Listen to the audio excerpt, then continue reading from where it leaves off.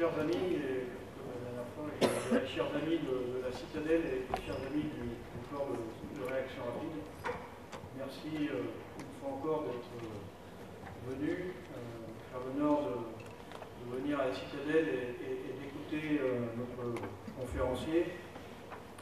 Ce soir, nous accueillons M. Drévillon. Il vous sera présenté plus par le commandant Menange, qui est aussi un de nos historiens, qui est professeur des universités et directeur de la recherche au service historique de la défense, spécialiste de l'histoire moderne et de l'histoire militaire. Donc la Citadelle qui vous accueille, une fois encore, va dans une semaine souffler ces 350 bougies. Vous allez pouvoir se mettre en place les gradins qui permettront d'accueillir nos 2000 spectateurs lillois pour un moment de musique militaire, non seulement militaire, mais aussi musique festive, qui devrait, je l'espère, vous surprendre.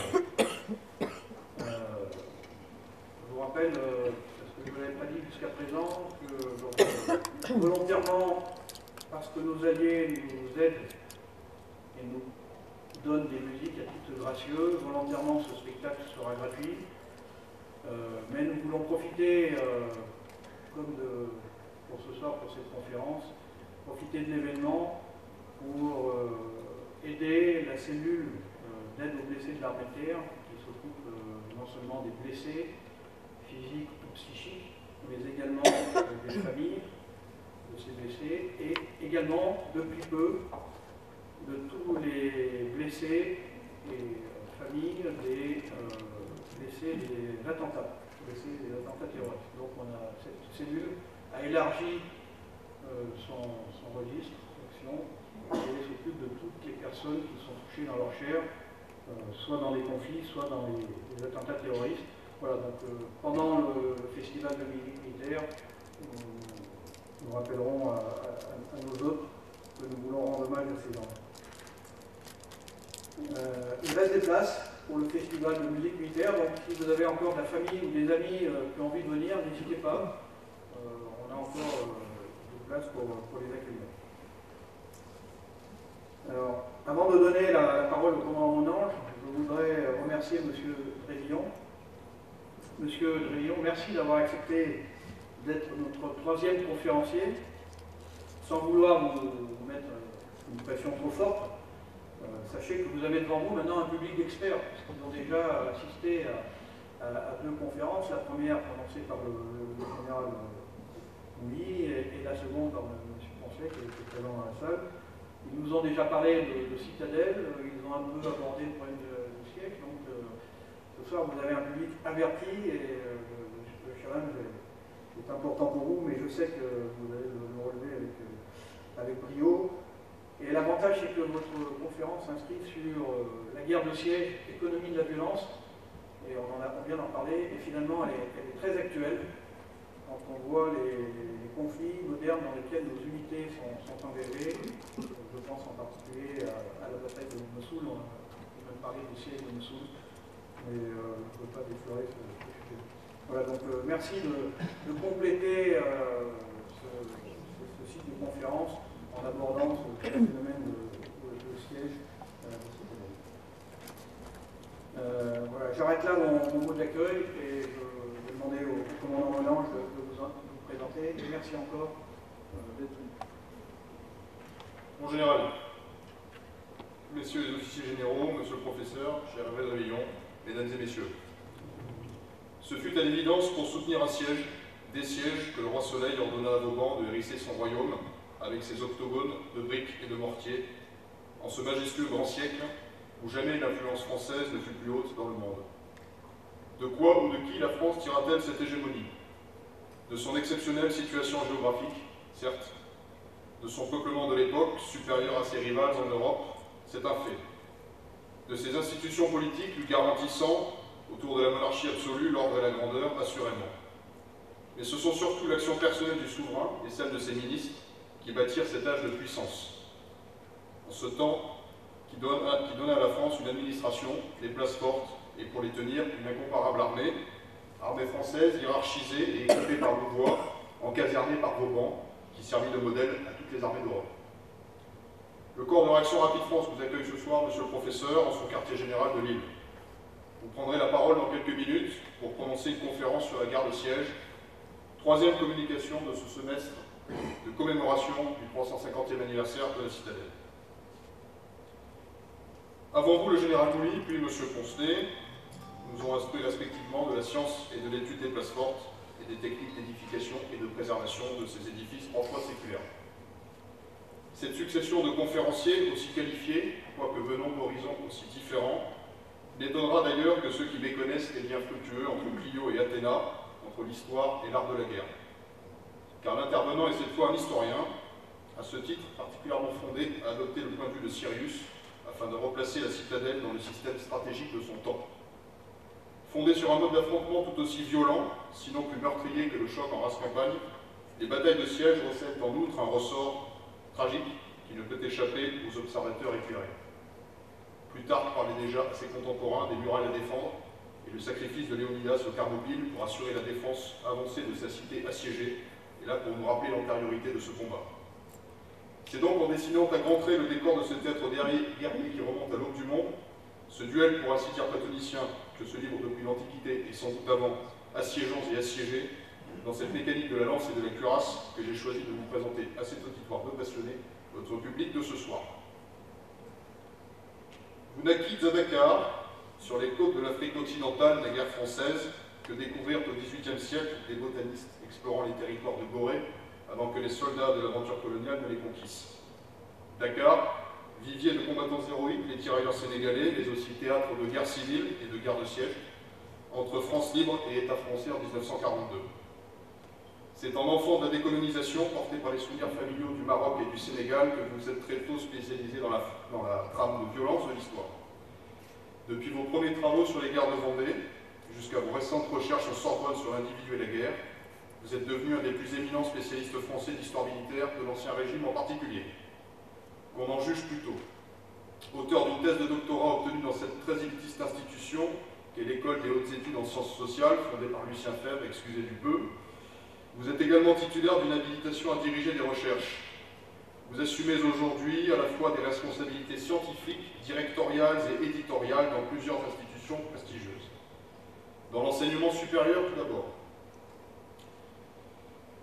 Professeur des universités à Paris 1, vous êtes directeur fondateur de l'Institut des études sur la guerre et la paix de cette même université. Au sein du ministère des Armées ensuite, vous exercez les fonctions de directeur de la recherche du service historique de la Défense et membre du conseil scientifique du Centre de recherche des écoles de Saint-Cyr-Péquidan. Dans le domaine éditorial, enfin, en tant que directeur de la collection Guerre et paix aux éditions de la Sorbonne et directeur de la collection Le temps de la guerre des éditions Vendémiaire. Ne délaissant pas les aspects patrimoniaux et culturels, vous avez également été membre du conseil scientifique des expositions Napoléon et l'Europe et Mousquetaires aux Invalides, ainsi que du projet de rénovation muséographique du musée de l'Armée. Vous êtes l'auteur de nombreux ouvrages de référence sur l'Ancien Régime et sur l'histoire de la guerre, dont vous nous présenterez personnellement 2 titres à l'issue de cette conférence. Si la guerre de siège parle à l'intelligence de l'homme de guerre, elle parle aussi à nos cœurs de Français et à notre longue mémoire d'Européens. Ce mode d'action nous touche en tant que soldats citoyens, formés à préserver leurs semblables des assauts ennemis et des invasions, ainsi que le pire, je l'ai évoqué, les lacédémoniens. Quoi de plus naturel et de plus émouvant, à la fois pour ceux qui parmi nous ont étudié comme collégiens latinistes la guerre des Gaules, du plus génial stratège de son temps César, quel écolier n'a pas alors été bouleversé par l'héroïsme désespéré du roi des Arvernes, piégé dans ce que Fernand Braudel a appelé le plus grand siège de l'histoire, le dilemme terrible de Vercingétorix, précipitant du haut de ses palissades les vieillards et les femmes devant les légions romaines impavides, nous a hantés. Oui, la chute finale de l'Oppidum fait partie de ces pages d'histoire, de cette histoire bataille, chargée de l'émotion que l'on réserve d'ailleurs chez nous souvent aux grands héros, et encore bien davantage aux grandes défaites. Notre histoire militaire de Alésia à Dien Bien Phu n'en est d'ailleurs pas dépourvue. Qui mieux que vous, monsieur le professeur, peut venir vous exposer entre ces bastions vénérables cette économie de la violence, servie par des techniques implacables et des hommes tels Richelieu devant La Rochelle, qui le sont autant, sinon davantage. C'est donc très impatient de vous écouter, et je vous cède respectueusement la parole. Merci mon commandant et merci mon général pour cette chaleureuse invitation et cette belle introduction. Et donc, je vais faire de mon mieux pour être à la hauteur de l'honneur que vous me faites en m'invitant ici ce soir. Donc, pour commencer, je vous présente ce fameux tableau de Velázquez, peint dans les années 1630, intitulé Les Lances, et qui représente la reddition de Breda. Donc, la reddition donc, des troupes hollandaises face aux Espagnols. Alors, ce que montre cette image, qui est devenue une sorte d'archétype de la guerre de siège, et non seulement de la guerre de siège, mais de la guerre réglée. Ce qu'elle montre, donc, c'est la dimension courtoise, et particulièrement, justement, réglée et modérée, de la violence qui suspend son cours dans ce moment, dans ce temps de la reddition, et qui indique, qui est un indicateur d'une évolution des pratiques. En effet, au cours du XVIIe siècle, on voit se multiplier les redditions qu'on appelle les redditions honorables, qui donnent lieu à des capitulations. Une capitulation, c'est la rédaction d'un texte en chapitre, étymologiquement, il faut prendre le mot capitulation au sens étymologique, qui définissent les conditions de la reddition. Et ces conditions de la reddition, dans certains cas, eh bien, sont honorables. C'est celles qui permettent, par exemple, à la garnison assiégée de sortir, les armes à la main, la mèche allumée, qui veut dire qu'on est prêt à reprendre le combat, les étendards déployés, et parfois même avec tout son armement, y compris les canons. Alors, ces redditions honorables qui donnent lieu à la rédaction de capitulation sont effectivement de plus en plus formalisées au XVIIe siècle. Toutefois, ça ne veut pas dire qu'il n'existait pas auparavant de reddition honorable. Tout simplement, elle ne donnait pas forcément lieu à des rédactions de capitulation, et donc les redditions honorables, je dirais que jusqu'au début du XVIIe siècle, eh bien, elles formaient une sorte de corpus coutumier du droit de la guerre.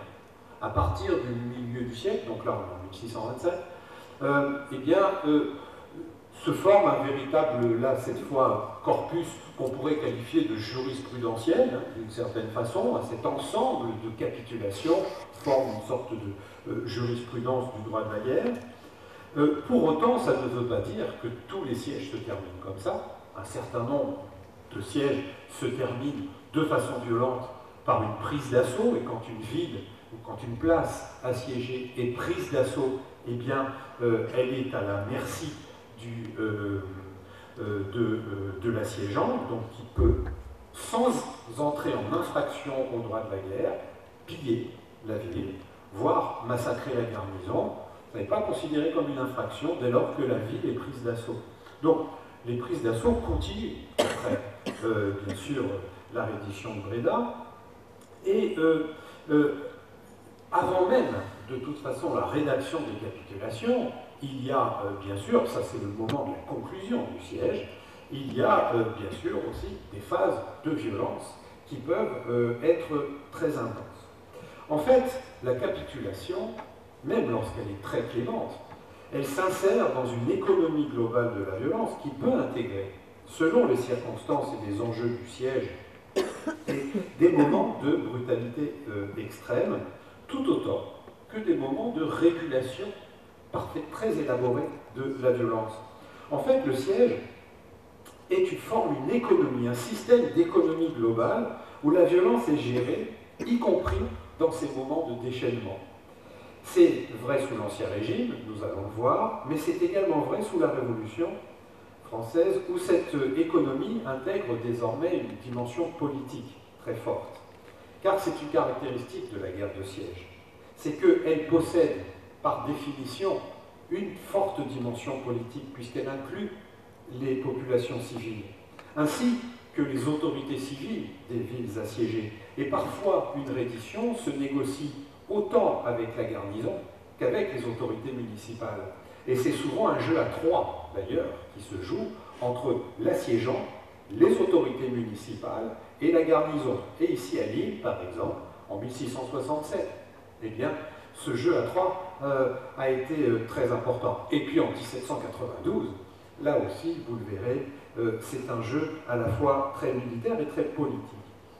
Et donc, la reddition d'une ville assiégée possède une dimension politique très forte. J'évoquais le siège de Lille en 1792, donc en septembre-octobre 1792. Le siège de Lille, à ce moment-là, survient après un autre siège, qui a été très politique lui aussi, le siège de Verdun. Et la capitulation de Verdun, le 2 septembre 1792, c'est ce qui a provoqué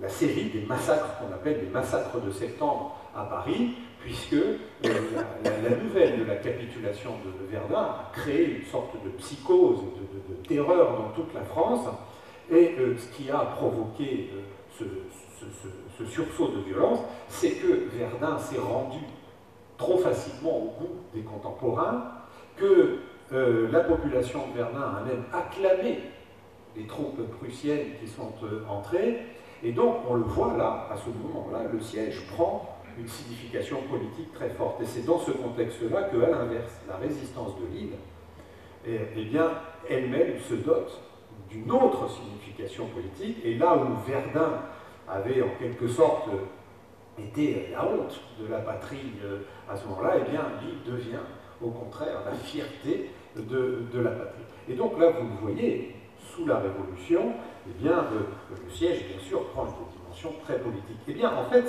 ça n'est pas tout à fait une invention de la Révolution, et on va le voir, bien avant, dans cette économie de la violence qu'est le siège, il faut intégrer le facteur politique, et comme nous le verrons, cela ne commence pas avec la Révolution. Dès l'Ancien Régime, le siège est souvent marqué par des enjeux politiques. Le siège de Lille en 1667, où l'on voit justement se mettre en place ce jeu complexe entre le roi, qui lui prétend, vise à annexer la ville, hein, c'est l'objectif de Louis XIV en 1667, puisque l'île est espagnole à ce moment-là. Et donc, c'est un jeu très politique, dans lequel Louis XIV manie très très bien l'arme des dissensions qui se font jour entre la garnison et le magistrat, qui sont les institutions municipales, avec un épisode sur lequel nous reviendrons un petit peu en détail, un épisode de bombardement, sujet sur lequel on va s'arrêter un petit peu, parce que, alors, j'ai promis de faire quelques scoops, enfin de faire un scoop. Alors, une petite annonce pour vous allécher. La théorie du bombardement stratégique n'est pas née en 1921 sous la plume de Giulio Douhet, comme on le dit, qui est le théoricien de l'aviation. Non, le bombardement stratégique est né dans les années 1660 sous le règne de Louis XIV. Et elle va aller même un petit peu plus loin avec des exemples que je développerai. Parce que justement, l'idée du bombardement et de la dimension stratégique, c'est-à-dire de l'implication du politique dans l'action militaire, eh bien, c'est autour de la guerre de siège que tout ça se joue. Alors, pour commencer, donc, j'aborderai donc ce que j'appelle les deux faces de la guerre de siège, le massacre et la négociation. Et pour illustrer la complexité donc, de l'économie de la violence qui se noue dans la guerre de siège, je partirai d'un exemple célèbre qui est le siège de Maastricht en 1673. Exemple célèbre d'abord parce que Maastricht était vraiment une place forte considérable et surtout parce que notre héros national, D'Artagnan, y a trouvé la mort. Alors, à Maastricht se met en place un certain nombre de façons de mener de la guerre de siège, puisque c'est Vauban qui dirige ce siège, et il formalise, le siège de Maastricht apparaît vraiment comme le moment où les pratiques de la guerre de siège entrent dans une phase de formalisation, de régulation. Alors, on le voit ici sur ce schéma, alors avec notamment, donc là, l'apparition, alors ça c'est classique, hein, les tranchées, donc, qui sont en forme de zigzag hein, pour éviter les tirs en enfilade, pour approcher donc, des murailles, mais aussi, et c'est la première fois que Vauban le met en œuvre, des parallèles qui permettent donc de relier entre elles les tranchées et d'approcher de façon à lancer de front un assaut, alors que jusqu'auparavant, lorsqu'il n'y avait pas ces parallèles, lorsque les soldats sortaient des tranchées pour monter à l'assaut, ils étaient obligés de sortir à la file indienne. Donc c'était quand même très risqué, ils s'exposaient, alors que là, ils peuvent attaquer de front. Donc là, on voit l'endroit où se joue l'assaut autour de la porte de Tongres, qui est défendue d'une part par une demi-lune et d'autre part par un ouvrage à cornes. Et donc c'est dans la prise de la demi-lune que D'Artagnan va trouver la mort. Alors, c'est un moment, l'assaut survient le 24 juin 1673, donc sur la porte de Tongres, pendant qu'une attaque de diversion est menée sur la porte de Bruxelles. Alors, on voit que c'est un siège qui est mené de façon très raisonnée,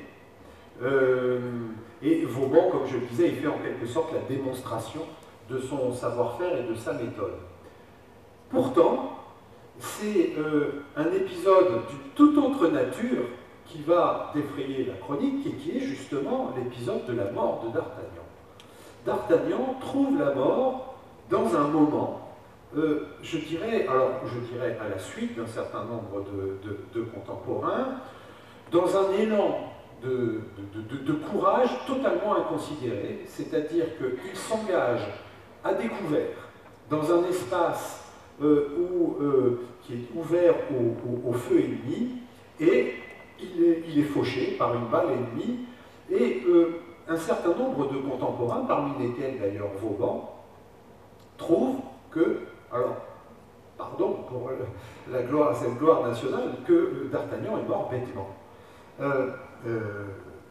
Voilà ce que dit Vauban, par exemple, dans sa lettre de service. Vous savez que quand on est fait maréchal de France à l'époque, on doit soi-même écrire sa lettre qui résume ses services. Et donc Vauban considère, dans sa propre autobiographie, d'une certaine façon militaire, il raconte le siège de Maastricht qu'il considère effectivement, comme je le disais, comme étant vraiment le siège majeur. Il évoque un siège, donc, je le cite, fort sanglant, à cause des incongruités qui arrivèrent par la faute de gens que je ne veux pas, que Vauban ne veut pas nommer. Vous voyez que c'est sévère quand même. Hein. Alors, c'est D'Artagnan qu'il vise. C'est D'Artagnan qu'il vise, et là, il en dit un petit peu plus long. Donc, dans son journal du siège, c'est un autre document. Voilà ce qu'il dit de la mort de D'Artagnan. Je ne sais si on doit appeler ostentation, vanité ou paresse la facilité que nous avons de nous montrer mal à propos et de nous mettre à découvert, hors de la tranchée, sans nécessité. Mais je sais bien que cette négligence ou cette vanité, comme on voudra l'appeler, a coûté plus de 100 hommes pendant le siège, qui se sont fait tuer ou blesser mal à propos et sans aucune raison. Ceci est un péché originel dont les Français ne se corrigeront jamais, si Dieu qui est tout-puissant ne réforme de toute l'espèce. Vous voyez qu'il est très sévère, hein, très sévère.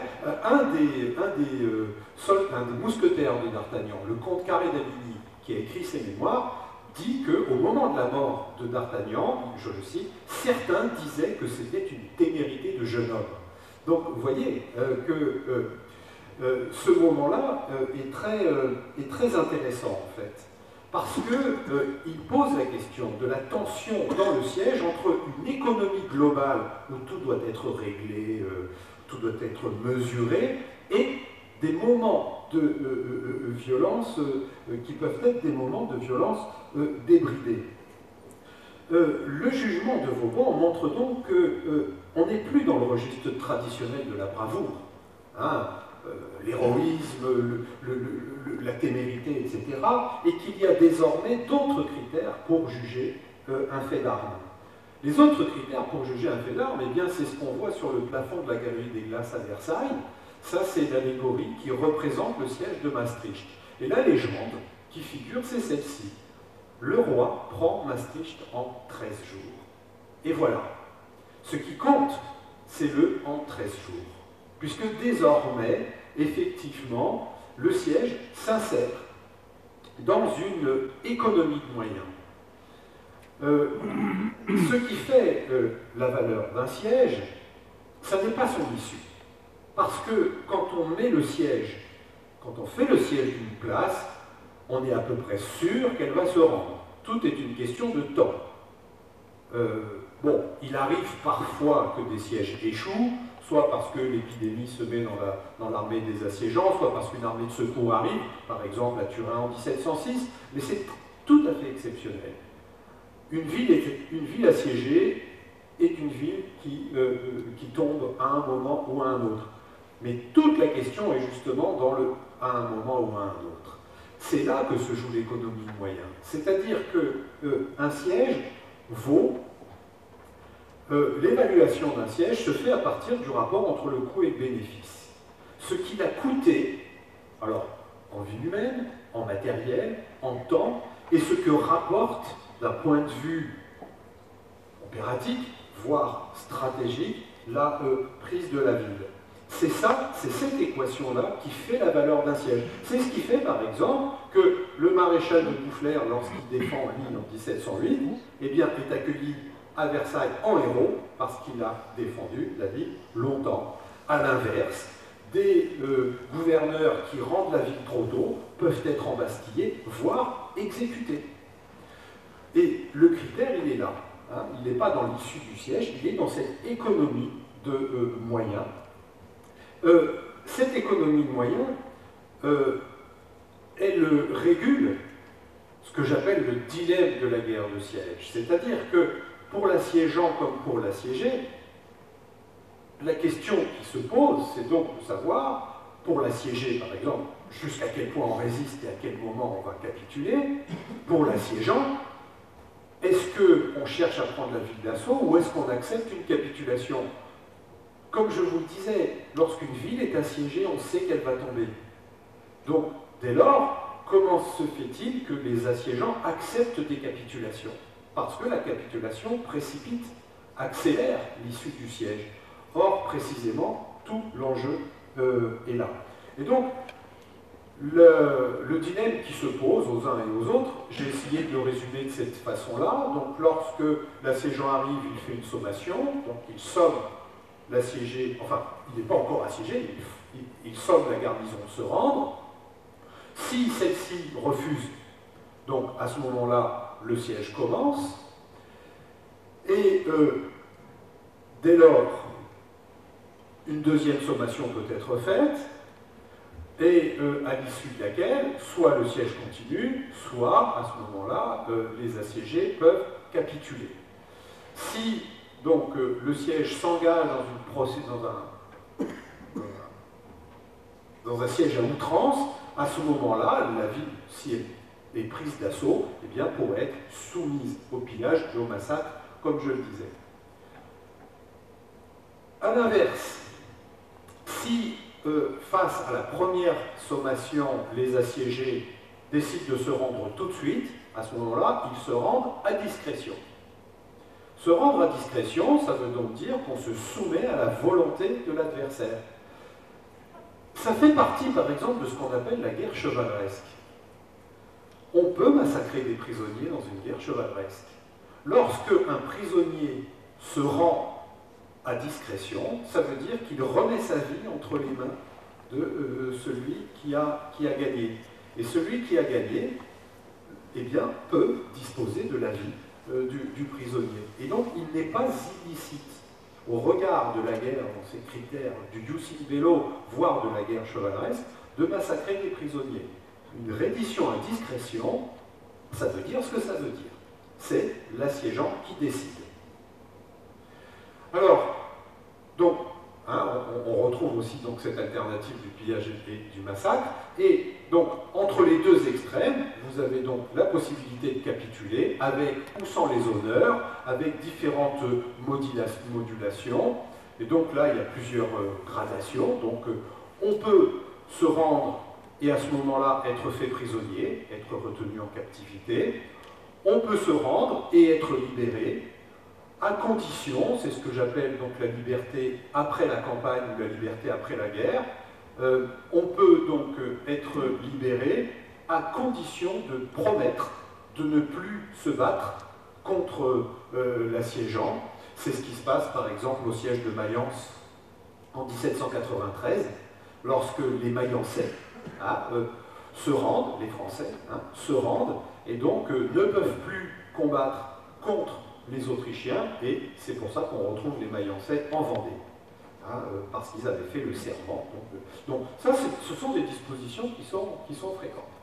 Donc vous voyez que, et là j'ai un peu simplifié, c'est-à-dire que c'est encore plus compliqué que ça, les possibilités qui s'offrent, les alternatives qui s'ouvrent dans la guerre de siège.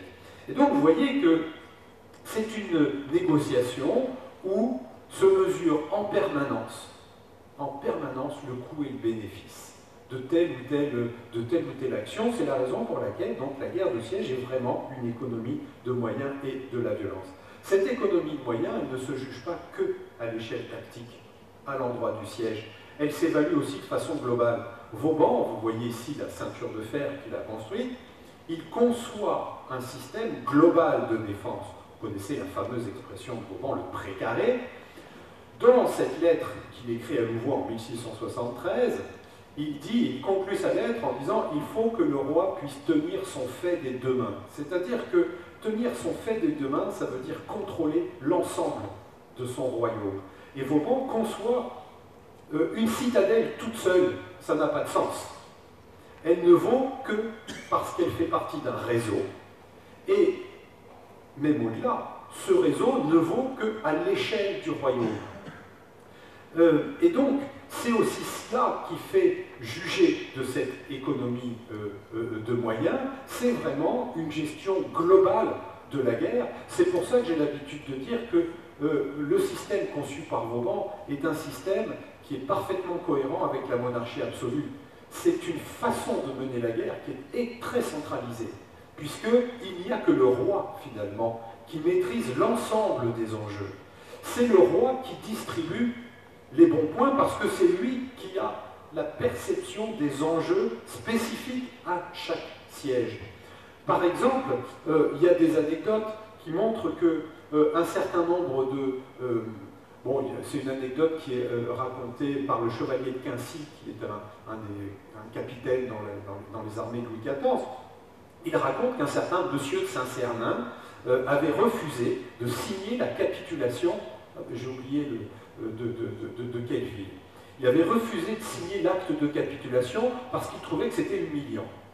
Eh bien, le monsieur de Saint-Cernin a reçu cette volée de bois vert de la part du roi qui a dit « Monsieur de Saint-Cernin devrait savoir que ce n'est pas en se comportant de cette façon-là qu'on peut me plaire. » Parce que Louis XIV désavoue ce qu'il considère comme une fanfaronnade. Donc vous voyez, alors du coup ça crée une situation un peu difficile pour les militaires, savoir à quel moment il faut se rendre ou au contraire continuer la lutte, etc. Parce que c'est finalement le roi qui devient l'arbitre des élégances, l'arbitre de cette économie de moyens, le roi, Vauban, Louvois, bien sûr. Et là, c'est ce qu'on voit par exemple dans cet almanach royal de 1693 qui représente le siège de Namur. Ce que vous voyez ici, ce n'est pas du tout une scène de guerre, c'est une scène de souveraineté. Vous voyez le roi dans sa posture souveraine qui organise les choses. Le siège de Namur, c'est un autre moment important. Il a été raconté par Racine. Il ne faut pas oublier par exemple que Racine renonce à écrire des pièces de théâtre pour pouvoir devenir l'historiographe du roi, et pour pouvoir raconter des faits d'armes, etc. Alors il en écrira deux plus tard, Esther et Athalie, pour les demoiselles de Saint-Cyr, mais c'est ça qui est important pour un homme du règne de Louis XIV, pouvoir chanter les louanges du roi, plus qu'écrire des pièces de théâtre. Alors, dans cette économie globale, il y a quand même des moments d'intensité. Alors là, j'ai pris une image totalement anachronique. C'est le Pic qui commande les grenadiers à cheval de la garde impériale à la bataille de Eylau, avec cette phrase célèbre, hein, il est en train de dire à ses hommes, haut les têtes, la mitraille c'est pas de la merde. Donc parce que là ils sont tirés, ils se font tirer dessus par les Russes qui tirent à mitraille. Alors pourquoi j'ai choisi cette anecdote? Parce qu'elle montre la permanence quand même justement de ce goût pour le défi, pour la forfanterie d'une certaine façon, et elle vient de la part d'un grenadier à cheval de la garde. Les grenadiers à cheval, eh bien les grenadiers à cheval, ils ont été créés en 1676. C'est une compagnie dont vous avez ici une représentation, donc c'est la halte des grenadiers à cheval. La spécialité, alors d'abord la devise des grenadiers à cheval, je l'ai indiqué ici en latin, je vous en donne la traduction, la terreur et la mort. Voilà une devise qui ne fait pas très grand siècle, hein, c'est vraiment très très explicite, la terreur et la mort. Pourquoi? Parce que la spécialité des grenadiers à cheval, c'est précisément de participer à la première vague d'assaut et de tuer tout sur leur passage. Par exemple, les grenadiers à cheval se font un honneur de ne jamais accepter de prisonniers et de les massacrer. Un des premiers faits d'armes des grenadiers à cheval, c'est le siège de Valenciennes en 1677. Il y a une gravure, je n'ai pas réussi à la retrouver, mais il y a une gravure qui les montre en train de dégorger les prisonniers. Parce qu'ils font partie de la première vague d'assaut. Et lors de la première vague d'assaut, ceux qui se rendent, on ne peut pas leur dire, bon d'accord, tu poses ton fusil là, je reviendrai te chercher tout à l'heure. Bon, c'est pas possible dans la première vague d'assaut, eh bien, est très difficile d'accepter de pouvoir faire des prisonniers. Et donc les grenadiers à cheval deviennent les spécialistes de la guerre dans sa dimension la plus brutale. Et ils deviennent les spécialistes, vous voyez sur cette image, les grenadiers à cheval, ils sont à gauche, et vous voyez en fait sur la droite un mousquetaire, qu'on reconnaît très bien, hein, avec sa célèbre casaque, hein, frappée de la croix, parce que en fait, les grenadiers à cheval ont été créés, je dirais à cause de D'Artagnan, parce que c'était les mousquetaires qui auparavant faisaient toujours partie de la première vague d'assaut. C'était eux les spécialistes de la violence de la guerre de siège. Et ça a provoqué tellement de pertes dans les rangs des mousquetaires qu'on a créé cette compagnie des grenadiers à cheval pour les suppléer. Et donc vous voyez que cette guerre de siège qui répond à une économie globale de la violence, elle intègre des phases d'intensité de la violence. Alors, d'ailleurs, les mousquetaires, ça c'est une reproduction de l'étendard des mousquetaires, de la première compagnie, avec une devise en latin, Quoruit et letum. Qu'est-ce que ça veut dire? Ça veut dire là où elle s'abat, la mort aussi. Vous voyez, une fois de plus, la mort. Vous voyez, c'est pas du tout hein, la devise édulcorée, etc. Hein. Dans les deux cas, aussi bien pour les grenadiers à cheval que pour les mousquetaires, on parle de la mort. Hein. Et ici, c'est quand même très surprenant, c'est l'étendard de la première compagnie des mousquetaires. Vous voyez, qui sont quand même, bon, ils appartiennent à la maison du roi, c'est une des unités les plus prestigieuses qui soit. Et comment est-ce qu'on représente cette compagnie? Par une bombe qui est en train de tomber sur une ville. L'idée, c'est de dire que lorsque la bombe tombe, ça fait des morts. Bien, c'est la même chose, lorsque la première compagnie des mousquetaires arrive, ça fait des morts. C'est ça, c'est l'idée. Alors, justement, ça nous amène à cette question, justement, de la pratique du bombardement qu'on va étudier maintenant un petit peu plus en détail. Alors, je le disais tout à l'heure, on connaît donc, la théorie du bombardement stratégique développée au XXe siècle autour de l'arme aérienne, puis du nucléaire. Mais en réalité, c'est dans la guerre de siège que se sont développés tous les fondements de la théorie de la pratique du bombardement. Alors, les prémices de la pratique sont présentes, en fait, techniquement, depuis longtemps. Alors, qu'est-ce que c'est qu'un bombardement? Il s'agit donc de jeter des boulets explosifs. Alors, un boulet explosif, hein, c'est un boulet qui est creux, chargé de poudre et de mitraille, avec un système de mise à feu qu'on appelle une fusée, hein, qui se consume progressivement, et donc que l'on tire hein, par un tir parabolique, hein, Alors, on peut tirer soit des boulets explosifs avec des obusiers, hein, soit aussi des boulets rouges, hein, pour provoquer des incendies. Alors, ces techniques, elles existent depuis la fin du XVe siècle. Hein, dans des traités d'ingénieurs, vous voyez des planches qui représentent des boulets explosifs. Donc, mais il y a des pratiques, il y a des exemples de bombardement très précis. En revanche, toute la question est de savoir ce que l'on vise. C'est-à-dire qu'il est considéré comme licite et normal, bien sûr, de bombarder tout le dispositif de défense, les fortifications, les bastions, etc. En revanche, il est considéré comme illicite de viser l'habitat civil. Et donc, toute la question est là. Alors, justement, c'est ce qui se passe à Lille en 1667. Les Français concentrent leur attaque sur la porte de Fives et jettent des bombes sur le quartier Saint-Sauveur. Et à ce moment-là, ce bombardement provoque des dissensions entre le magistrat, l'institution municipale, et la garnison. Et on voit d'emblée, effectivement, que bombarder l'intérieur d'une ville, justement, hein, est un acte qui devient très vite politique. La dimension politique, eh bien, on la voit ici. Il y a une série de bombardements tels que celui-ci, qui est le bombardement de Gênes en 1684. Lorsque le bombardement, comme ici, devient, là, pour le coup, systématique, parce que à Lille, en 1667, c'est un petit épisode dans le siège, c'est un moment du siège. Alors que là, c'est une opération, le bombardement de Gênes, qui est menée spécifiquement pour ça. Parce que Gênes n'est pas assiégée. Hein, les Français ne veulent pas prendre le port de Gênes, ils veulent juste le bombarder. Pourquoi? Parce que Louis XIV accuse la République de Gênes d'être trop complaisante avec les Anglais et d'avoir même livré asile à la flotte anglaise. Et donc, là, le bombardement est un geste de coercition qui a une dimension strictement punitive. Et le résultat de ce bombardement, eh bien, ça n'est pas la prise de la ville, c'est ça.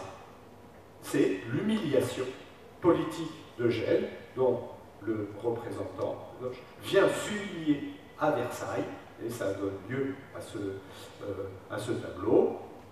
Donc, la République de Gênes vient s'excuser, hein, pour avoir été bombardée, en quelque sorte, parce que le bombardement était une forme de punition. Même chose, un bombardement à Alger, pour punir Alger des méfaits commis par les pirates, mais également, en 1695, un des plus célèbres bombardements, le bombardement de Bruxelles, hein, qui a détruit une très grande partie de la ville. Hein.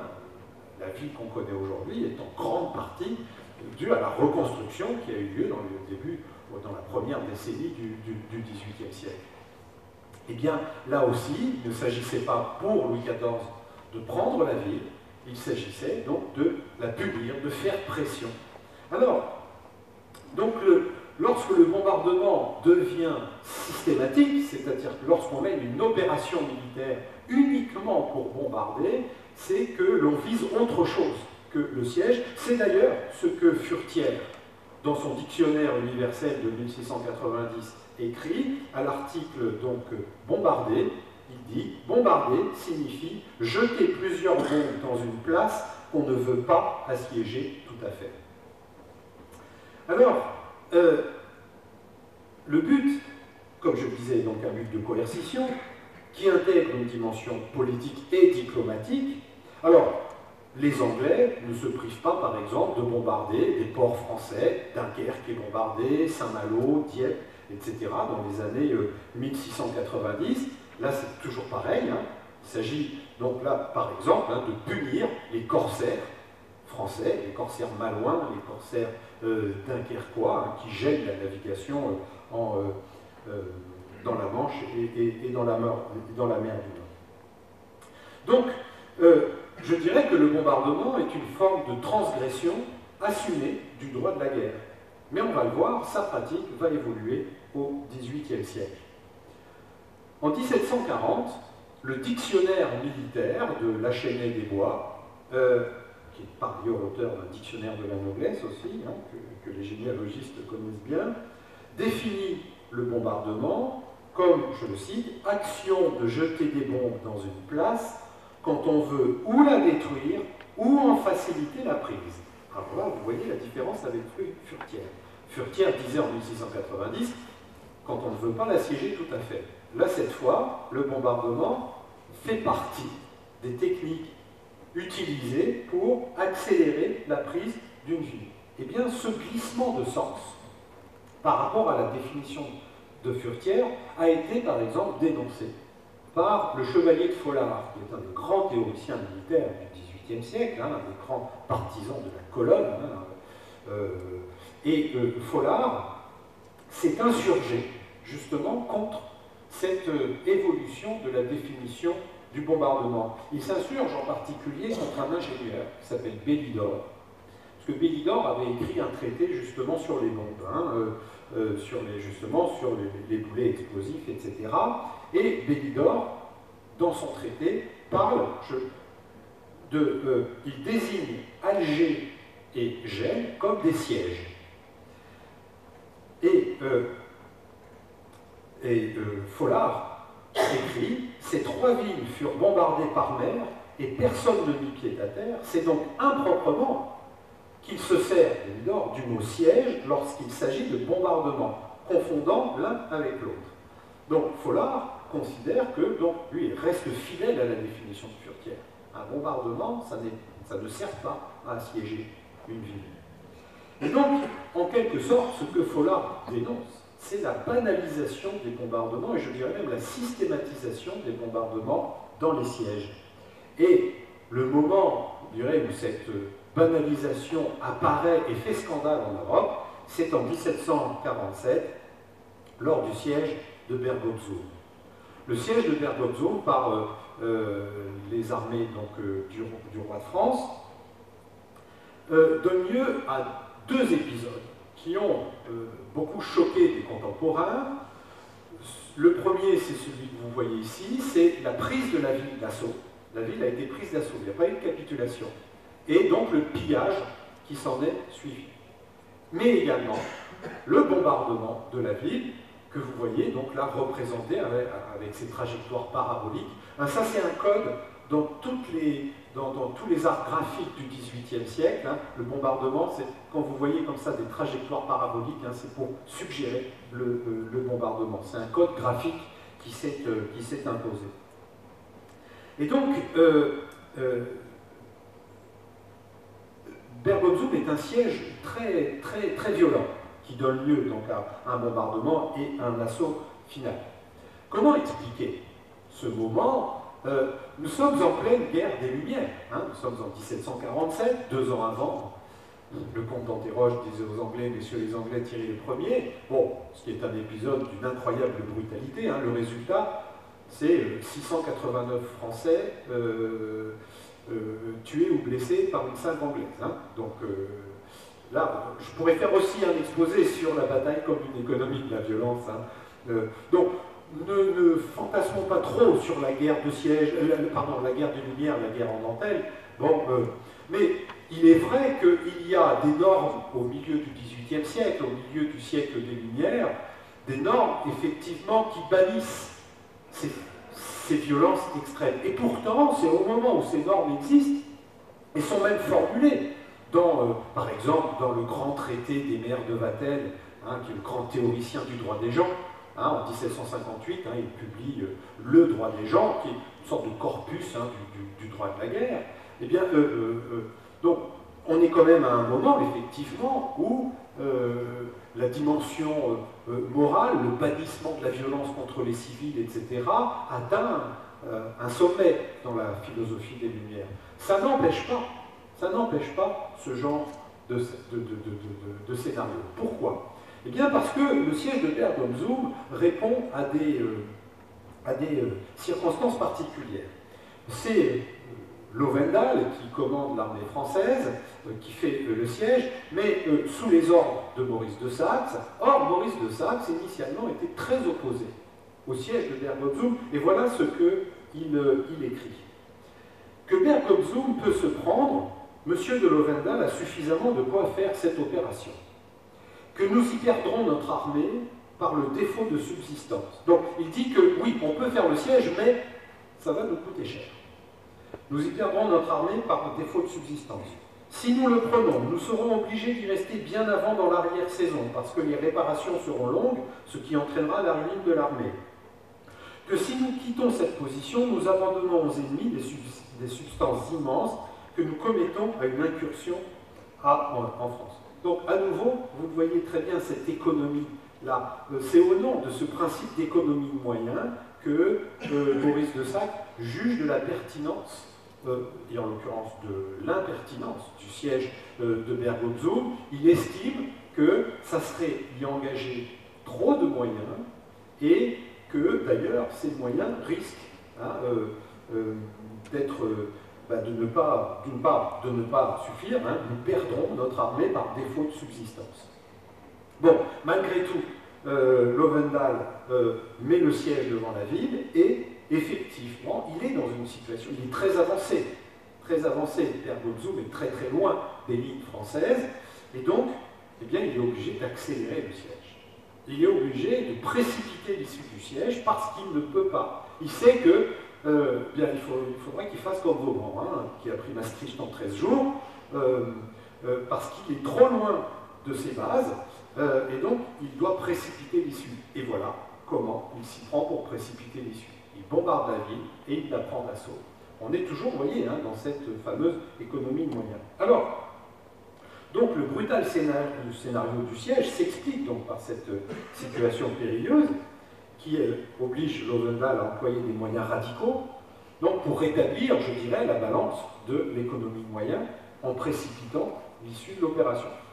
Donc ce calcul très rationnel, qui avait ses raisons, explique en quelque sorte la banalisation d'une pratique transgressive au moment où la guerre semblait à l'inverse s'humaniser. Et en fait, cette guerre ne devient pas plus humaine, elle devient, je dirais, plus rationnelle, et donc éventuellement plus modérée ou plus brutale.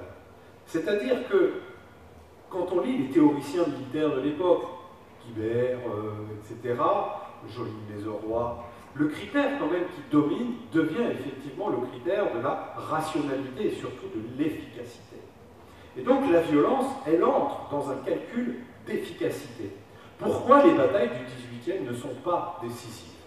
Eh bien, parce qu'une bataille du XVIIIe siècle, elle n'a qu'un intérêt, c'est qu'il faut la gagner. Et ensuite, on négocie l'avantage acquis dans la bataille, et donc la bataille est un élément dans un jeu diplomatico-militaire.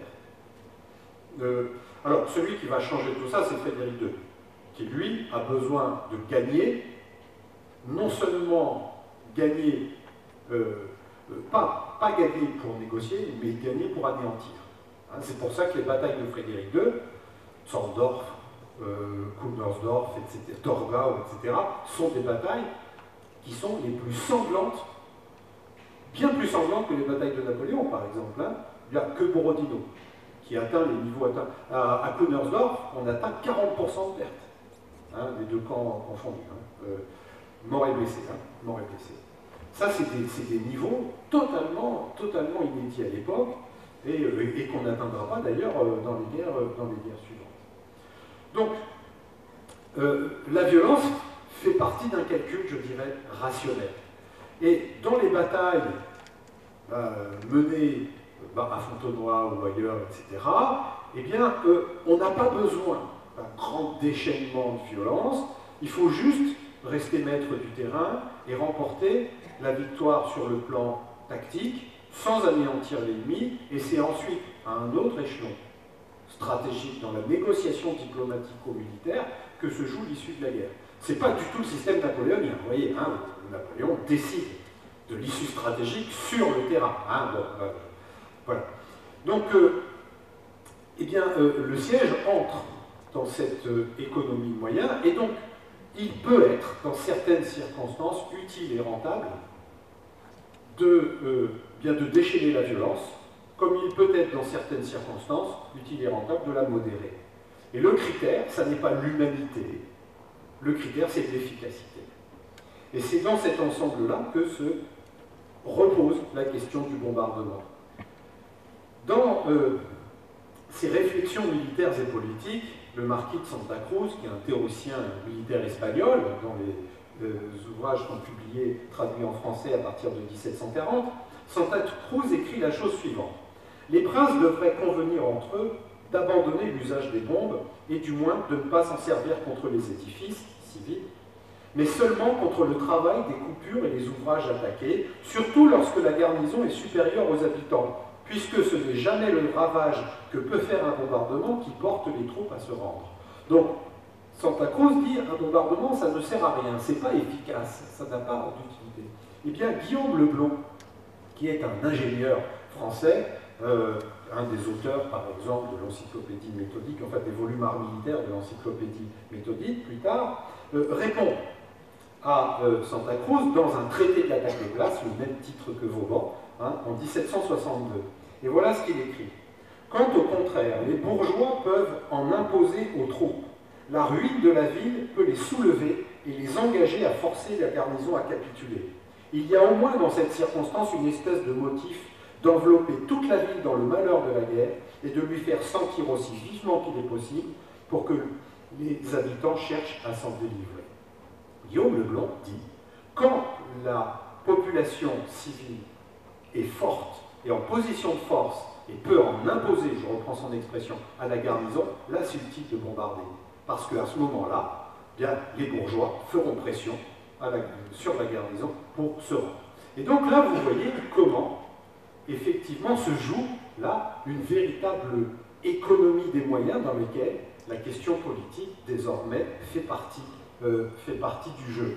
Et tout le paradoxe, c'est que le paradoxe du bombardement, donc dont la pratique se développe finalement à mesure que l'on accorde de l'importance aux populations civiles. C'est ça le paradoxe. Plus les populations civiles sont importantes, et plus c'est efficace de les bombarder. C'est ça le paradoxe des Lumières, qui accorde effectivement de l'importance à la vie humaine, à la préservation des civils, et c'est précisément pour cela que ça devient utile et efficace de viser les civils. Et donc là, je dirais, c'est vraiment le paradoxe de la pensée des Lumières, qui à la fois, bien sûr, met en place un certain nombre de dispositifs moraux pour baliser le droit de la guerre, mais qui en même temps rationalise à l'extrême justement cette pratique de la guerre, et dans cette rationalité de la guerre, eh bien, le bombardement prend toute sa place. C'est ce qu'on va voir pendant les guerres de la Révolution française, qui de ce point de vue-là sont des guerres des Lumières. Alors, l'image stéréotypée des guerres de la Révolution met en général l'accent sur l'élan patriotique, la motivation idéologique, l'ardeur patriotique. On présente souvent les soldats de la Révolution française comme courant baïonnette au canon, criant « Vive la République » et emportant tout sur leur passage, sachant que ce sont des soldats improvisés, la levée en masse d'août 1793. Bon, c'est des soldats, c'est des citoyens qui deviennent soldats quasiment du jour au lendemain, et c'est eux qui vont remporter toutes les victoires de 1794, la conquête de la Belgique, puis de la Hollande, puis de la rive gauche du Rhin, etc. Et souvent, on a attribué donc ces victoires à l'enthousiasme révolutionnaire de ces soldats improvisés. Eh bien, pas du tout. Au contraire, les guerres de la Révolution ont été des guerres extrêmement, on va le voir, méthodiques, où la pratique du bombardement, justement, a poursuivi son essor. Alors, elle est bien sûr, cette pratique du bombardement utilisée à Lille. Et par la coalition, là vous avez donc cette scène qui est représente, vous voyez toujours ces trajectoires paraboliques qui sont soulignées pour montrer le bombardement. Alors, donc vous voyez, c'est une pratique partagée des deux côtés. Ce qui est intéressant, c'est que du côté français, le bombardement s'insère, lui, dans une dimension politique. Alors, d'ailleurs, du côté des Alliés aussi, pourquoi est-ce que les Alliés bombardent aussi violemment l'île? Parce qu'on est en septembre 1792, à un moment où les Alliés espèrent encore que la Révolution sera réversible. Et donc, je dirais que le bombardement de Lille est une sorte d'acte de terreur, c'est-à-dire faire pression politique pour montrer, pour dire aux Français, voyez à quoi vous vous exposez. Bon, on connaît tous le manifeste de Brunswick, par exemple. Bon, et je parle de terreur, évidemment, en faisant exprès, puisque la terreur va changer de camp par la suite. Alors, du côté de la Révolution française, donc le bombardement devient aussi donc, un élément qui s'insère dans cette guerre d'ingénieurs. Alors, quand je dis la guerre d'ingénieurs, celui qui dirige la guerre en 1794, depuis le comité de salut public, c'est Carnot. Carnot, c'est un ingénieur. Il n'est pas le seul, d'ailleurs. Il y a un autre ingénieur dans le comité de salut public, c'est Prieur. Et puis, on verra d'autres ingénieurs, Monge, etc., etc. Il ne faut vraiment pas oublier qu'au sommet du pouvoir, ceux qui dirigent la guerre, ce sont des ingénieurs. Et il y a un investissement très fort de la Révolution française dans la dimension technique et de la guerre. Alors là, vous avez un épisode du siège de Charleroi, c'est la veille de Fleurus, avec l'utilisation donc de l'aérostat comme moyen d'observation et de commandement, et on sait que l'aérostat est utilisé à la bataille de Fleurus. Alors, l'utilité militaire de l'aérostat a assez vite été disqualifiée. Jourdan lui-même, qui commandait la bataille de Fleurus, a écrit un mémoire pour dire que bon, l'aérostat ne lui avait pas servi à grand-chose. En revanche, il y a une dimension symbolique. Justement, je crois que c'est pour ça que c'est intéressant. Ça montre justement la dimension technique de la guerre. Et puis, donc, il y a un investissement, je dirais presque symbolique, dans cette forte, dans cet outil militaire, et symbolique plus que réellement militaire, et donc je vous avais promis un scoop.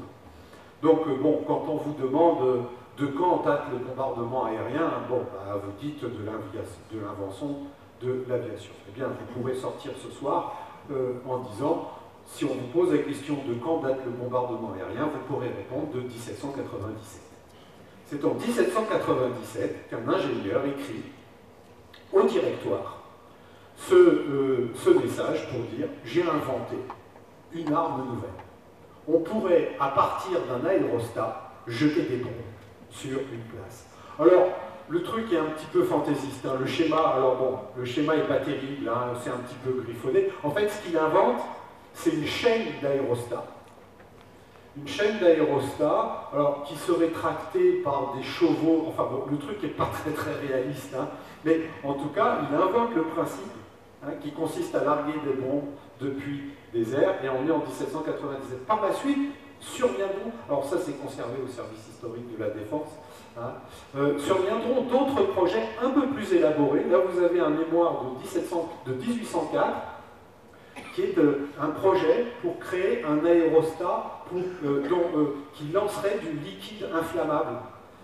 Alors, il considère, il appelle ça un vaisseau aérien, et il l'envisage de l'utiliser pour lutter contre la marine anglaise.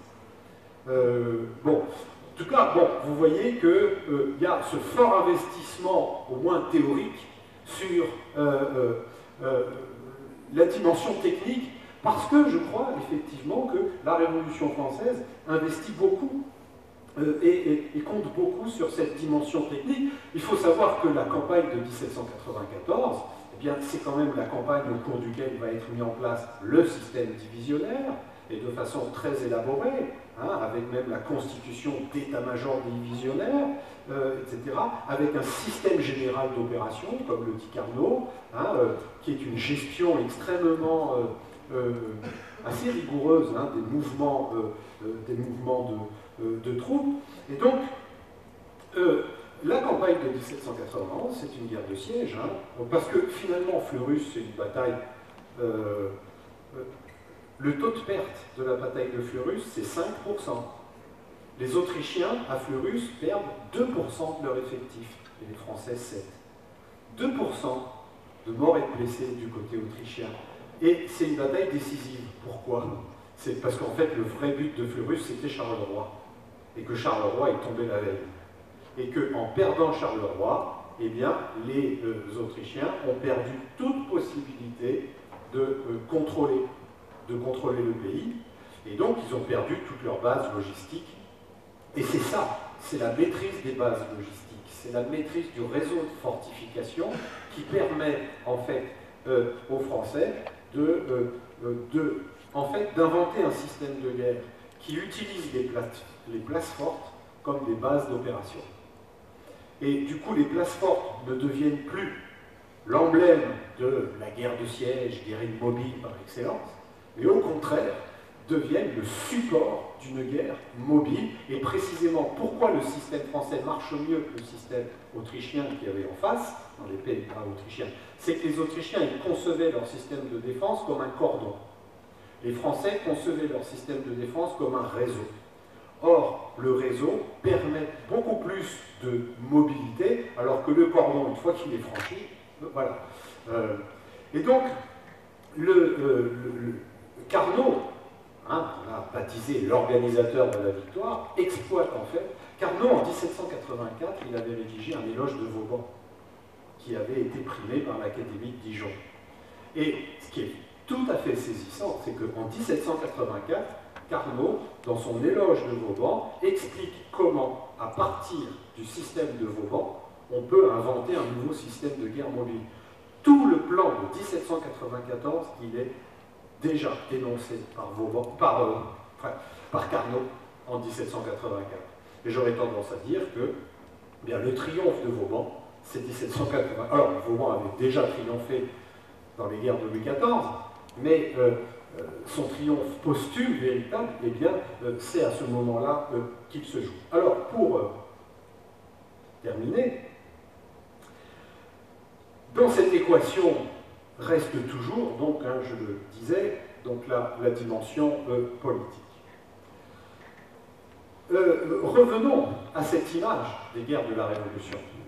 Cette image de guerre menée, vous voyez les paroles de la Marseillaise, qui sont quand même, c'est un chant radical qui invite à abreuver nos sillons du sang des ennemis, etc. Et il n'y a pas que la Marseillaise, et tous les discours à la Convention, qui sont des discours d'une grande brutalité, d'une grande radicalité. Voyez d'ailleurs le slogan qui apparaît sur tous les papiers officiels de l'armée de la République, la liberté ou la mort. Donc on est vraiment là dans un discours radical. Et ce discours radical, il se traduit même par des lois de la Convention, et on va s'intéresser à deux d'entre elles. Le décret du 16 Messidor en 4 juillet 1794. C'est un décret de la Convention qui précise que lorsque les armées de la République arriveront face à une ville française assiégée, il y a 4 villes françaises assiégées à ce moment-là, Valenciennes, Condé, Le Quesnoy et Landrecies. Et donc, l'impératif, c'est la libération du territoire. Et donc, le décret de la Convention précise que donc, les armées de la République, lorsqu'elles arriveront devant ces villes, feront une sommation qui obligeront la garnison donc, autrichienne qui occupe ces villes à se rendre à discrétion dans un délai de 24 heures. Et si elles ne rendent pas, elles ne se... Donc, souvenez-vous ce que je vous disais, se rendre à discrétion, ça veut dire à discrétion. Donc, et si elles ne se rendent pas à discrétion dans un délai de 24 heures, elles seront passées au fil de l'épée, au fil de la baïonnette. Donc ça veut dire que dans l'équation dont je vous parlais tout à l'heure, on ne retient que les deux parties les plus extrêmes. Soit le massacre, soit la reddition à discrétion. Et toute la partie centrale, la négociation, est bannie. Alors ça, c'est un décret qui a défrayé beaucoup la chronique en Europe, qui a scandalisé, mais ce qui est très intéressant, c'est la façon dont il a été appliqué. Marescot est un des grands ingénieurs qui dirigeait les sièges, et là, voilà ce qu'il écrit. Alors CSP, ça veut dire Comité de Salut Public. Donc il écrit à Carnot le 16 juillet, je profite, mon cher Carnot, du courrier que le citoyen représentant mission Gilet envoie au Comité de Salut Public pour te dire 2 mots sur la prise de Landrecies. Cette place nous a battu 6 jours de tranchées ouvertes. Ce siège a été un peu plus meurtrier que celui de Charleroi. Je compte qu'il nous a coûté environ 100 hommes. Heureusement que le décret a effrayé la garnison, car s'il eût voulu soutenir un siège, si elle eût voulu soutenir un siège à outrance, elle nous eût coûté bien plus cher. Déjà, un premier indice. On est toujours dans cette idée de l'économie de moyens. C'est-à-dire que le décret vient d'une certaine façon comme une façon de négocier, enfin, une façon de terroriser l'adversaire. Et plus encore, voyez la suite. Le Quesnoy. Alors, les parlementaires de la ville assiégée, donc, déclarent qu'ils n'ont pu regarder comme sérieuse la sommation qui leur a été faite. Donc on les a sommés en invoquant le décret de la Convention. Ils ont dit, bon, enfin, vous n'êtes pas sérieux, c'est pas possible. C'est totalement contraire au droit de la guerre, on ne peut pas croire que ce décret soit possible. Et donc, ainsi que le décret de la Convention nationale, donc ils n'ont pu croire à la réalité du succès, ils offrent de remettre la place et de se rendre à discrétion, mais ils n'ont pas respecté. C'est après le délai des 24 heures. Et donc, moi qu'il leur reste encore des munitions, etc., etc. Et réponse de la Convention qui est consultée, le général, bon, veut l'avis de la Convention. Le courrier porteur de la réponse de la Convention arrive pendant la nuit. Cette réponse se porte qu'en considération de l'ignorance de la garnison touchant le décret de la soumission des chefs, la Convention nationale veut bien recevoir la garnison du Quesnoy à discrétion. C'est-à-dire qu'en gros, donc, la garnison tente un gros coup de bluff en disant « mais c'est pas possible, on ne peut pas croire à votre décret, on n'y était pas au courant ». La Convention dit « ben d'accord, on croit au coup de bluff et on marche dans la combine ». Le résultat, c'est que les 4 villes françaises sont libérées et à chaque fois, ça donne lieu à une négociation et à chaque fois, la garnison sort avec les honneurs de la guerre. Et même dans les dernières, donc dans les dernières, la garnison n'est même pas faite prisonnière. C'est-à-dire que, bon là je passe pour aller un petit peu plus vite, hein, mais vous voyez par exemple les derniers, sur ces entrefaits arrivés à leurs représentants Lacoste, envoyés par le comité de salut public, il rassembla les généraux, les commandants de l'artillerie et du génie, et leur notifia son intention d'attaquer à la fois Valenciennes et Condé, et sa ferme résolution de pousser à outrance ces 2 sièges. Résultat, eh bien, on négocie avec les garnisons qui sortent avec les honneurs de la guerre. Ce qui fait que finalement, le résultat, c'est que finalement, dans ce décret de la Convention qui ne validait que les 2 extrêmes, eh bien c'est exactement le contraire qui se passe. À chaque fois, on est dans le milieu, c'est-à-dire on capitule. Alors, il n'y a pas de capitulation. Il n'y a pas de capitulation rédigée, si, sauf dans je crois que c'est à Valenciennes ou à Condé. Mais on négocie. Et donc, du coup, le décret n'est pas tout à fait, même pas du tout appliqué. Un autre décret, le décret du 7 prairial en 2, 26 mai 1794, c'est le fameux décret sur les prisonniers anglais et hanovriens. C'est un décret qui interdit aux soldats de la République de faire des prisonniers anglais. Ça veut dire donc de les massacrer. Là aussi, scandale. Eh bien, au siège de Nieuport, voilà ce que Moreau, le général Moreau, écrit aux représentants de mission. La tranchée s'ouvre cette nuit devant Nieuport. Je crois la garnison de cette place composée d'hanovriens, il faudra les massacrer, et par conséquent susceptible de ne pas être reçue prisonnière de guerre, d'après la loi du décret du 7 prairial. Cependant, il est possible que le commandant de cette place demande à capituler, et il serait peut-être avantageux pour la République qu'elle se rende promptement, les troupes qui y sont employées pouvant être d'une grande utilité ailleurs. Je te prie donc, citoyen représentant, de tracer la marche que je dois suivre dans cette occasion. J'attendrai ta réponse. Alors là, je n'ai pas réussi à lire la place, mais les travaux n'en iront pas moins vite, je crois. Nous avons eu à vaincre 1000 difficultés pour l'heure. Bon, bref, 1000 difficultés pour mettre en état d'attaquer cette bicoque. Les plus grandes provenaient du défaut de, je crois, subsistance et de moyens de transport. Bon, bref. Vous voyez, à nouveau, cette question d'économie de moyens. Et donc là, Moreau se pose le problème qui est que si la garnison n'a comme seule perspective de se faire massacrer en vertu de l'application du décret de la Convention, eh bien, elle va se défendre jusqu'au bout. Et Moreau dit, bah, moi je voudrais accélérer les choses, et donc, autorisez-moi. Il demande l'autorisation de ne pas appliquer le décret, et l'autorisation lui arrive.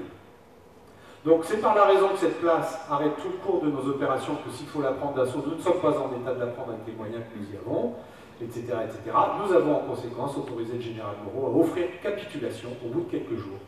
Les émigrés exceptés, ça c'est vrai, c'est les émigrés, hein, c'est les émigrés français qui... Donc nous espérons être approuvés par le comité de salut public, ce qui sera le cas. Alors, vous le voyez, finalement les 2 décrets très radicaux de la Convention n'ont pas été appliqués. D'ailleurs, Carnot a été un petit peu attaqué là-dessus après Thermidor, il a dû rendre des comptes devant la Convention. Bon, et il s'en est tiré. Il s'en est tiré parce que ben, ça a marché. Et donc, c'est l'argument qu'il donne. Et donc, vous voyez finalement que cette radicalité de discours, qui est incontestable, eh bien, elle s'articule avec une pratique, finalement, où la négociation est toujours présente. Eh bien, là où ça se rejoue, bon, eh bien, c'est au siège de Maastricht, cette fois à nouveau, mais cette fois on est en 1794, où là, vous voyez très bien le plan, hein, où on voit des batteries qui sont dirigées sur le centre de la ville, donc il s'agit bien de viser les populations civiles. Et voilà la justification. Alors, donc, vous voyez, il y a deux types de batteries. Certaines visent le dispositif de défense, les autres le centre de la ville. Et voilà, pardon, là j'ai un petit peu... Bon, la justification qui est faite, c'est qu'on met en place les batteries pour impressionner la population. Les batteries ne sont pas utilisées. Et en fait, ça c'est un scénario qu'on a retrouvé pendant toute la conquête de la Hollande, à l'hiver 94-95, mais aussi sur toute la rive gauche du Rhin, parce que ce sont des territoires que les Français veulent, alors non pas annexer, pas encore, enfin la rive gauche du Rhin, si, mais en tout cas, dont ils veulent gagner les populations, hein, et les gagner à leur cause. Et donc, ils utilisent l'arme du bombardement comme une arme de dissuasion, finalement, de terreur, mais aussi comme une arme très politique, et finalement, il y a parfois des bombardements de quelques heures, hein, juste pour montrer, et ça c'est ce qui se passe à Mannheim par exemple, juste pour montrer la détermination et pour combiner tout ça avec une forme de négociation. Alors, tout ça m'amène donc à cette conclusion qui sera en fait une conclusion d'échange à partir de Clausewitz. Finalement, vous connaissez la célèbre formule de Clausewitz, hein, la guerre n'est rien d'autre que la continuation des relations politiques avec la pointe d'autres moyens. Donc ça c'est la traduction des éditions de Minuit. Hein. Donc la continuation de la politique avec d'autres moyens. Nous disons que de nouveaux moyens s'y ajoutent pour affirmer du même coup que la guerre elle-même ne fait pas cesser ses relations politiques, elle ne les transforme pas en quelque sorte de quelque chose de tout à fait différent, mais que celles-ci continuent à exister dans leur essence, quels que soient les moyens dont elles se servent. Alors, que nous apporte la guerre de siège à cette réflexion de Clausewitz? On voit bien dans la guerre de siège, effectivement, comment le facteur politique fait partie de l'équation. Et justement, c'est un facteur politique qui entre dans une équation, et je contredirais volontiers Clausewitz, ou en tout cas, je le prolongerai, en insistant, non pas sur l'idée que la guerre est la continuation de la politique, mais sur ce qui me paraît important dans sa formule, c'est le par d'autres moyens. Dès lors qu'on utilise des moyens militaires, eh bien, on utilise... Alors, là, je vais faire une infraction au dogme clausewitzien. Clausewitz dit que la guerre, c'est une grammaire, mais ça n'est pas une logique. Eh bien, malgré tout, je dirais que la guerre impose sa logique. Et que, dans la guerre de siège, cette fameuse économie de la violence, c'est une équation avec des paramètres militaires, logistiques très importants, et politiques. Et que c'est cet ensemble-là qui fabrique et qui détermine les degrés de violence que l'on utilise. Et vous le voyez pendant la Révolution française, hein, où finalement l'environnement politique fait qu'on a un discours radical. Hein, parce que la Révolution française, ce qui est nouveau, c'est que la guerre, elle est décidée à l'Assemblée, et que l'Assemblée, elle est élue. Et donc, désormais, la guerre, elle est portée par une dimension politique très forte. Alors, il y avait bien sûr une dimension politique avant, mais le roi n'avait pas besoin du consentement des Français pour faire un peu quand même, s'il y avait besoin de volontaires. Mais bon, la guerre donc entre dans cette dimension politique, et donc un siège devient aussi effectivement un moment politique, mais ça reste aussi un moment militaire. Et tous ces éléments-là, je crois qu'ils se combinent pour former donc ce que j'appelle l'économie de la violence. Et on va le voir en épilogue au XIXe siècle. Au XIXe siècle, Eh bien, Paris, vous le savez, en 1814, Paris a été prise, hein, que les Cosaques ont campé sur les Champs-Élysées, et donc tout le système de défense de la France mis en place par Vauban, là, il a explosé. Hein, là, les défenses des frontières. Pourquoi? Eh bien, parce que désormais, on sait que le bombardement peut être systématique. Et avec une utilisation systématique du bombardement, eh bien, le système de fortification conçu par Vauban et exploité par Carnot à un moment particulier, eh bien, est dépassé. Et donc, c'est à ce moment-là, dans les années 1830, qu'on construit ces fortifications avancées, hein, les fameux forts d'Issy, d'Aubervilliers, etc. Donc, hein, on avance les défenses pour mettre la ville hors de portée d'un bombardement ennemi. C'est ça la raison d'être de ces forts, hein, qui sont construits autour de Paris. Et vous voyez là le commentaire qui en est fait, par exemple, par le général de Valazé. Donc, alors, les fusées à la congrève, c'est une technologie que les Anglais ont beaucoup utilisée, alors qui ne détruit pas beaucoup, mais bon, c'est une forme de bombardement. Hein. Donc, les obus et les fusées à la congrève ne pouvaient pas atteindre l'ancien Paris, les quartiers riches, ceux qui renferment les monuments. Sans discuter sur la portée de ces projectiles, n'oublions point les quartiers pauvres, donc avec le nouveau système de fortification. Les quartiers riches sont à l'abri, mais les quartiers pauvres, qui sont aussi des populaires. Faisons en sorte que les milliers de citoyens des faubourgs, alors qu'ils se lèveront contre l'agression étrangère, soient tranquilles sur le sort de leurs femmes et de leurs enfants. Et pour cela, jetons des forts jusqu'à 2000 mètres du mur d'octroi, hein, c'est la fortification, c'est l'enceinte de Paris, afin que les bombes de l'ennemi ne puissent pas même alarmer les plus humbles masures de Paris. Et dans le débat qui se soulève dans les années 1830 sur la construction de ces fortifications avancées, eh bien, la dimension politique est fondamentale. Vous avez Arago, un des députés, célèbres députés, qui s'oppose à la construction de ces fortifications avancées parce qu'il dit qu'en cas d'insurrection parisienne, ces fortifications peuvent devenir des bastions qui peuvent se retourner sur la population parisienne. Et qu'est-ce qui se passe en 1870, pendant la Commune? C'est précisément à ce moment-là que toute cette dimension politique et militaire de l'économie de la violence, du bombardement, que tout ça se joue avec, par exemple, le bombardement, ça c'est Saint-Cloud. Hein. Et donc, ces événements, cet événement qui survient, je dirais, au terme, vous voyez, d'un long processus, hein, qui est l'affirmation progressive du bombardement et qui est l'évolution de la guerre de siège dans ses équations de violence et dans ses équations politiques, eh bien, cette guerre de siège qui paraît, je dirais, peut-être la moins romantique, la moins enthousiasmante, eh bien, je dirais que c'est elle qui est porteuse des enjeux essentiels de la guerre, et en particulier de la conception du système de défense français, y compris jusqu'à la ligne Maginot, hein, qui est une adaptation, hein, à ces nouvelles données. Et donc on le voit, la guerre de siège, donc, qui est a priori, je le disais, la moins exaltante, et qui est en général dans l'histoire militaire moins considérée que les batailles, eh bien c'est en fait elle qui pose les questions fondamentales de la guerre, qui pose, et aussi des questions dans leur plus grande actualité. La théorie du bombardement, hein, y compris dans ses développements récents, chez Warden et chez d'autres, eh bien, c'est toujours cette question de l'efficacité à la fois politique et militaire, hein, de l'usage du bombardement. La guerre de siège, en général, vous le disiez tout à l'heure, a connu des développements récents, que ce soit à Kobané ou à Mossoul, où à nouveau ces questions de l'économie de la violence, etc., se posent.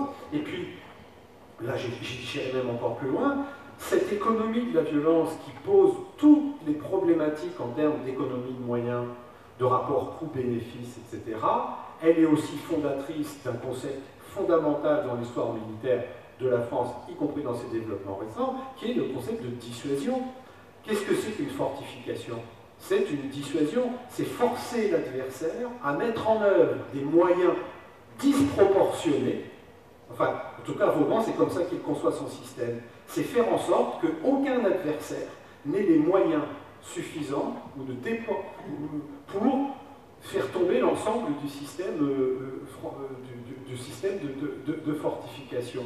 Et donc, c'est un système de défense qui repose fondamentalement sur le principe de la dissuasion. La dissuasion, y compris dans sa forme nucléaire, c'est un calcul du rapport coût-bénéfice. Hein, c'est un calcul rationnel, la dissuasion. Et donc, tout ça, je dirais que ça se formalise dans ces pratiques de la guerre de siège qui, je le crois, ont quelque chose véritablement de matriciel dans l'histoire militaire de la France. Merci pour votre attention.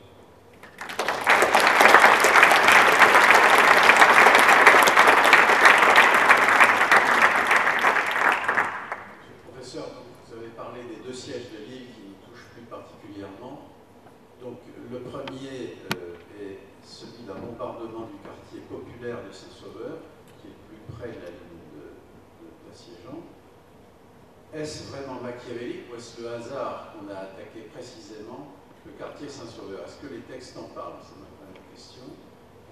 Et la deuxième, c'est le bombardement de 1792, donc un bombardement qui n'a pas eu d'effet puisque le siège a été levé.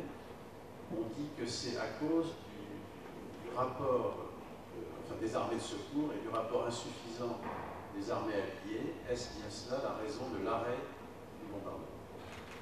Oui. Alors, pour la première question, l'identification du quartier Saint-Sauveur comme quartier populaire, ça ne fait pas partie de l'univers mental au XVIIe siècle. C'est-à-dire qu'on considère, on n'a pas en tête des représentations socialisées de l'espace. On ne considère pas qu'un quartier est populaire ou aristocratique. Alors si, on considère qu'il y a des quartiers aristocratiques comme le Faubourg Saint-Germain, Paris, etc. Mais disons que l'espace urbain est beaucoup moins différencié qu'aujourd'hui. Et non, c'est tout simplement, c'est parce que les forces françaises s'étaient concentrées face à la porte de Fives, et donc là c'est un effet je dirais de hasard.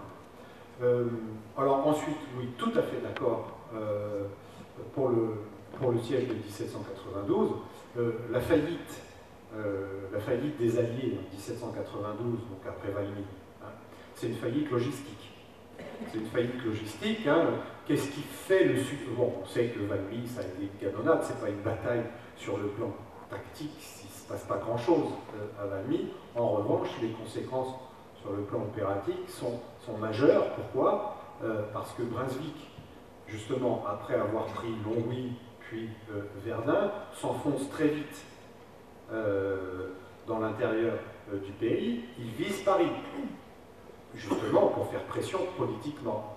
On est en août, la monarchie vient de tomber, et donc voilà, le but de Brunswick, c'est de renverser le cours de la Révolution, c'est libérer le roi, qui est tenu en captivité. Mais il hésite. Il hésite parce qu'il est allé très vite, et donc il sait qu'il a derrière lui tout le réseau des places fortes. Il a pris Longwy et Verdun, mais il y en a d'autres. Donc il a derrière lui tout le réseau des places fortes, et donc les Français ont la capacité à couper ces lignes. Et c'est ce que comprend très très bien Dumouriez. Dumouriez se met au milieu du dispositif prussien, et il en montre de cette façon toute la fragilité. Il démontre à Valmy, en fait, à Brunswick, que sa position est fragile. C'est ça qui fait de Valmy une victoire importante, et symbolique aussi, puisque le lendemain, la République est proclamée. Et donc, par la suite, la position des Alliés, elle reste extrêmement fragile, parce que, justement, le réseau des places françaises n'a pas été pris. Il s'était passé quelque chose d'un petit peu similaire en 1712, c'est la campagne de Denain. En 1712, là, cette fois, c'est le prince... merci, le prince Eugène de Savoie.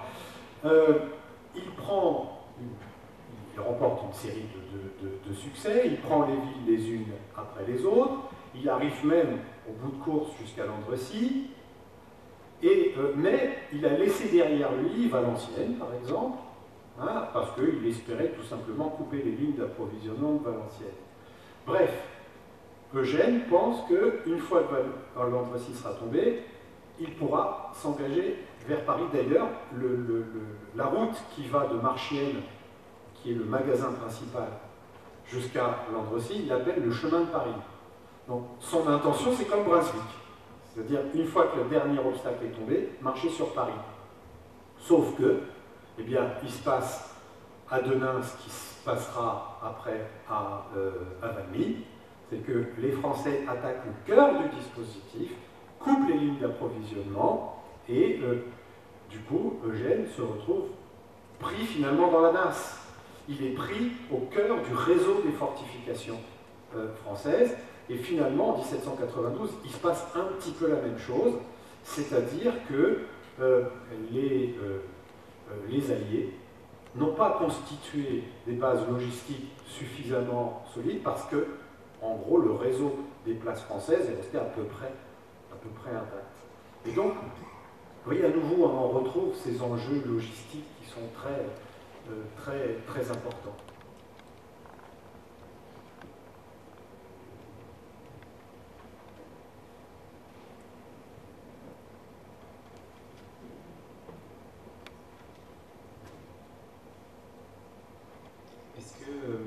Est-ce que le facteur temps a un rôle important, et notamment le facteur de durée des conflits? Vous parlez notamment du XVIIIe siècle, où on est quand même un peu dans la guerre permanente, enfin, XVIIe pour une bonne partie aussi, mais est-ce que du coup les pratiques de courtoisie que vous avez évoquées et de négociation finalement, est-ce qu'elles sont plus fortes quand la guerre est longue et dure depuis des années que dans des guerres plus réduites en durée? Oui, tout à fait. D'ailleurs, c'est ce que dit Guibert. Alors, lui, il inverse la chaîne causale, c'est-à-dire que Guibert dit que, comme les batailles ne sont pas décisives, les guerres durent. Et donc, du coup, on est dans un état de guerre permanent, alors de guerre d'intensité limitée, mais, dit-il, qui épuise quand même. Oui, vous avez raison. Alors, là, il y a un domaine où ça joue très très fortement, c'est le domaine naval, où vous avez exactement les mêmes principes d'économie de moyens, les mêmes formes de combat, hein, c'est le combat en ligne, où tout repose sur la puissance de feu, et où, finalement, comme dans une bataille terrestre, le vaincu, c'est celui qui abandonne, qui laisse à l'adversaire la maîtrise du champ de bataille. Sur mer, c'est pareil. Le vaincu, c'est celui qui se retire. Et sur mer, c'est comme sur terre, il n'y a pas de poursuite. Très rarement. Hein. Il n'y a pas de poursuite, puisqu'il y a cette sorte de convention, alors, qui est une convention, je dirais, où là aussi, les adversaires se mettent d'accord pour, en gros, préserver leurs forces. Parce que vous savez que sur mer, à la différence de sur terre, on peut tout perdre. Par exemple, dans un combat naval, il y a très peu de navires coulés. Très très peu. Là, on considère, on a une bataille comme les Saintes en 1782. Bon, c'est un désastre parce que il y a 5 navires perdus, dont 3 qui sont coulés, sur une escadre qui en comptait 33, 35. C'est considéré comme un désastre absolu. Parce que généralement, un combat naval, ça se termine par la prise d'un vaisseau. Et c'est toujours plus avantageux de capturer un vaisseau intact. D'ailleurs, par exemple, à la bataille des Saintes, vous avez un des vaisseaux français qui s'appelle le Northumberland. Et les Anglais prennent le Ville de Paris, et du coup, le Ville de Paris... Alors, la seule chose qui change, c'est le sexe du vaisseau. Quand un vaisseau français devient anglais, il se féminise. C'est Her Majesty's Ship, HMS, et donc le Ville de Paris devient Her Majesty's Ship, Ville de Paris. Donc, parce qu'on est dans un système d'économie, une fois de plus, hein, d'économie globale des forces, et sur mer, comme on sait qu'on peut tout perdre, eh bien, il y a une sorte de consentement général. Alors, là aussi, ce consentement, cette façon de mener la guerre, eh bien, Trafalgar prend un grand coup, de même que Napoléon, dans sa pratique, bouleverse finalement cette forme d'économie de moyens, d'économie de la violence. Mais vous voyez, il y a un parallèle tout à fait clair. Et pour conclure sur ce que vous dites, c'est vrai que par exemple Napoléon, dans sa façon de faire la guerre, prenons les campagnes glorieuses, hein, les trois glorieuses, 1805, 1806, 1807, ce sont des campagnes brèves, parce que Napoléon sait qu'il ne peut pas les faire traîner en longueur. Si Napoléon ne gagne pas à Austerlitz, il sait qu'il est fichu, parce qu'il est très très loin de ses bases. Hein. Alors c'est ce qui n'a pas marché d'ailleurs en 1812, campagne de Russie. Hein. Bon, il aurait voulu que Borodino soit son Austerlitz, mais bon. Et donc, effectivement, il a une façon de mener la guerre, qui est une façon précipitée, et aussi, et c'est pas un détail, Napoléon mène la guerre en hiver. Regardez les campagnes napoléoniennes, ces campagnes-là, Austerlitz de décembre, Eylau janvier, alors Iéna octobre, mais c'est une bataille qui marque le début de la campagne. Et toute la campagne qui suit, c'est pendant l'hiver hein, qu'elle se déroule.